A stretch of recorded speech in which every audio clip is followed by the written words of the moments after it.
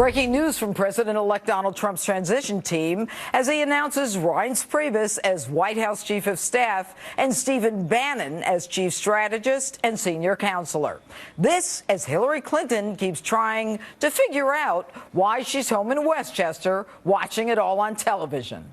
Joining me now is my political panel, GOPEC Chair David Avella, former advisor to Hillary Clinton's 2008 presidential campaign, Richard Goodstein. All right, guys, thanks for being here. Richard, you used to work for Hillary Clinton. Is she a good loser? Why is she blaming Jim Comey for her loss?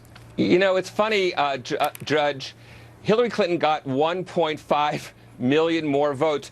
Donald Trump got a smaller percentage of the vote than Mitt Romney. Look, no. He won. I'm just saying, she didn't. It's a democratic process. The question is, why is she being a sore loser? Well, she won the popular vote, right? So you'll concede that more people voted for her. You'll concede that every sentence. Do you concede that the Constitution dictates who the winner is in a presidential election, and that it is determined by the Electoral College? Absolutely, but every sentence that Donald Trump says we that don't begins. have that much time, Richard. Oh no, listen. But every time he says the voters elected me to do X, that's untrue. Is her blaming Jim Comey for the loss the sign of a sore loser? I think Kellyanne Conway would tell you exactly what Hillary Clinton said. Kellyanne was on TV 5:30 p.m. on Election Day. No, of course Comey's responsible. Look, were there other things the campaign could have done? So then she's not a sore loser is the answer to the question. I'm saying that but for Jim Comey doing what he did, she wins. Okay. I don't think anybody would disagree with that, even in the Trump campaign. Okay, good. David. Judge, a line that Hillary Clinton will know well is our long national nightmare is over. And whether it's that we don't have to deal with the Hillary Clinton campaign or a Hillary Clinton presidency, or as President-elect Trump said tonight, he doesn't want to hurt the Clintons and isn't sure whether charges should be brought against her or whether they will be pursued. It is time to go about the business of the American people. And you know, I have to tell you, David, I was very impressed with that. Let's start. He just said, I want to work. But listen, guys, I want you to listen to this sound. It has to do with social media and spending money. I think it helped me win all of these races where they're spending much more money than I spent. You know, I spent my money, a lot of my money, and I won. I think that social media has more power than the money they spent, and I think maybe to a certain extent I proved that. All right, guys, that was on 60 Minutes tonight. Donald and his family had a immediate family, 18 million Facebook followers, Twitter 19.5, Instagram 6. And is that the sign of a new way of campaigning, David? Yes, and Donald Trump is going to need it. If you watch that 60 Minutes interview tonight, it is very clear that every media interview that Donald Trump goes on, he is going to be condescended to by the reporters because they can't stand him. And it is very clear. Not only did we see it in the campaign, but we saw it tonight on CBS with Leslie Stahl's interview. It's going to continue. And what Donald Trump said is look, I'm going to find other ways to communicate directly to the American people. And it worked. All right, Richard, is this a new way of campaigning? And because clearly the pollsters got it all wrong. Yeah. So look, he got $2 billion of free airtime, having nothing to do with social media. Free airtime by all estimates, right?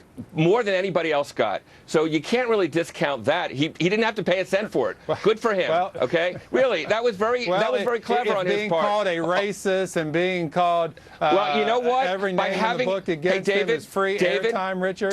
David, by having a white nationalist as your chief strategist, you're not exactly separating yourself from the charge of racism and anti-Semitism. You're feeding right into that. Richard, last time I checked, the president makes decisions and staff executes what the president wants, what makes his decisions to do. The decisions that are going to get made in the White House are by the president. And he made the decision to have a white nationalist at his side. Look, Richard, I have to tell you something. You know, we have a president-elect who was asked whether he wanted a special prosecutor for Hillary Clinton. And his answer was, I have important things to do, jobs and the economy. He's showing class. He's showing class and talking about Hillary Clinton immediately when he was elected. He's showing class by calling the president a good man. I think the rest of the Democrats ought to follow the way this man is conducting himself. And, I have to tell you, it doesn't bode well for you. It really doesn't. Judge, wait. Listen, David, hold on, David, listen. That question, David, that was directed to me. David, excuse me. Richard answer it because I put it to him. Richard. You cannot deny, Judge, I'm Jewish. White nationalists think Jews and blacks and Hispanics are second-class citizens. Who are subhuman. you talking about? Steve Bannon. Steve Bannon is his chief strategist. Bannon. Look, we're talking about the President of the United States and his interview on 60 Minutes. The fact that you don't want to say anything nice about him and you got to go left or right is not what we're talking about. David, go ahead. Judge, tonight, Donald Trump, which we still have not heard from Hillary Clinton or President Obama, said folks should not be out rioting. And even his supporters, if they are doing something against other Americans, they should stop. He looked directly into the camera and said they should stop. If that's not an indication as to the type of administration he's going to run, don't you agree? I don't know what is. Shouldn't the President and Hillary come out and say enough? Enough of what? Look, of these protests. Judge, look, protesting is fine. They're not directing the protests. The fact is, I understand it's probably hard. Imagine how you would have felt, and David, had Trump lost. When a Democrat got elected or a Republican. Look, that's the people have spoken. That's the system. Of course, but again, when your side gets more votes and ends up on the short end of the stick, there's something about it that doesn't feel quite right. Follow the Constitution. Follow the Constitution. David Avella, Richard Goodstein, thanks. I wanted to have a conversation. Anyway, next, the commentary on the election that's taking the social media world by storm. Plus, heartfelt send-off what should President happen to Obama and welcoming words for President-elect Trump.